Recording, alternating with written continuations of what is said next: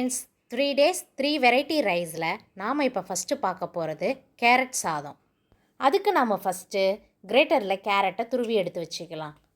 இந்த சாதத்துக்கு தேவையான கருவேப்பிலை, பச்சை மிளகாய், வெங்காயம் எல்லாத்தையும் எடுத்து வச்சுக்கலாம். ஒரு பேனில் ஆயில் ஊற்றி கடுகு, உளுத்தம்பருப்பு, கடலைப்பருப்பு போட்டு தாளிச்சிடலாம். இந்த பருப்பு கோல்டன் ப்ரௌன் ஆனதும் சின்ன வெங்காயம், கருவேப்பிலை, பச்சை மிளகாயை போட்டு வதக்கிடலாம். இப்போ நாம் இதில் துருவி வச்சுருக்க கேரட்டை போட்டு வதக்கிக்கலாம். கேரட் ரொம்ப நேரம் வதங்கணுன்ற அவசியம் கிடையாது. அதில் நம்ம சூடான சாதத்தை சேர்த்துக்கலாம். இந்த சாதத்துக்கு தேவையான உப்பையும் நாம் ஆட் பண்ணிக்கலாம். இதை நல்லா கிளறினிங்கன்னா நீங்கள் விரும்பிய கேரட் சாதம் ரெடி. இந்த மாதிரி சிம்பிளான ரெசிபீஸ்க்கு மகாமாரியம்மன் சேனலை சப்ஸ்கிரைப் பண்ணுங்கள். இப்போது நம்ம ரெண்டாவதாக பார்க்க போகிறது உருளைக்கிழங்கு சாதம். உருளைக்கிழங்கை தோலை சீவி பொடிசாக கட் பண்ணி எடுத்து வச்சுக்கலாம். அதில் மிளகாய்த்தூள், உப்பு ஆட் பண்ணி கிளறிடலாம். ஒரு கடாயில் எண்ணெயை ஊற்றி நாம் எடுத்து வச்சுருக்க உருளைக்கிழங்கை போட்டு அதை பொன்னிறமாக ஆகிற வரைக்கும் வறுத்துக்கலாம். இன்ஸ்டண்ட்டாக 1 மினிட்லேயே இந்த பொட்டேட்டோ ரைஸ் ரெடி பண்ணிடலாம்.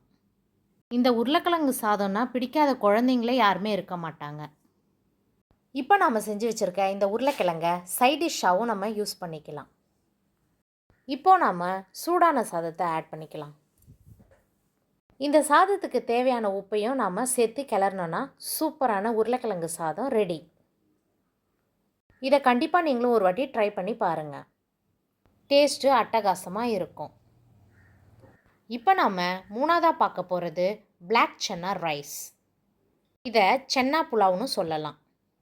ஒரு குக்கரில் எண்ணெயை ஊற்றி பிரிஞ்சி இலை, பட்டை, கிராம்பு, ஏலக்காய் போட்டு வதக்கிடலாம். அது கூட நம்ம கட் பண்ணி வச்சுருக்க ஆனியனையும் ஆட் பண்ணி வதக்கிக்கலாம். 1 கிளாஸ் அரிசிக்கு 1.5 கிளாஸ் தண்ணி அளவுக்கு வச்சு அரிசியை ஊற வச்சு எடுத்து வச்சுக்கலாம். வெங்காயம் கோல்டன் ப்ரௌன் ஆனதும் இஞ்சி பூண்டு பேஸ்ட்டு போட்டு வதக்கிக்கலாம். இந்த சாதத்துக்கு தேவையான பச்சை மிளகாய், தக்காளியை சேர்த்து சாஃப்டாக வதக்கிடலாம். தக்காளி நல்லா வதங்கினோன்னே நம்ம ஆல்ரெடி ஊற வச்சுருக்க பிளாக் சன்னாவை 1 கப்பு இதில் சேர்த்துடலாம். சன்னாவை ஒரு 2 நிமிஷம் வதக்குனதும் நாம் இந்த சாதத்துக்கு தேவையான உப்பு ஆட் பண்ணி வதக்கிக்கலாம்.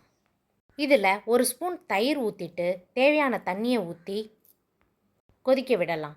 கொதித்ததும் நாம் ஆல்ரெடி ஊற வச்சுருக்க அரிசியை போட்டு குக்கரை மூடிடலாம்.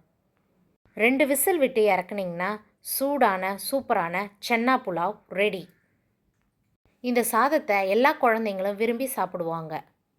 நீங்களும் உங்கள் வீட்டில் ஒரு வாட்டி இதை ட்ரை பண்ணி பார்த்துட்டு எப்படி இருந்துச்சுன்னு கமெண்ட் பண்ணுங்கள். Thank you all. பாய்.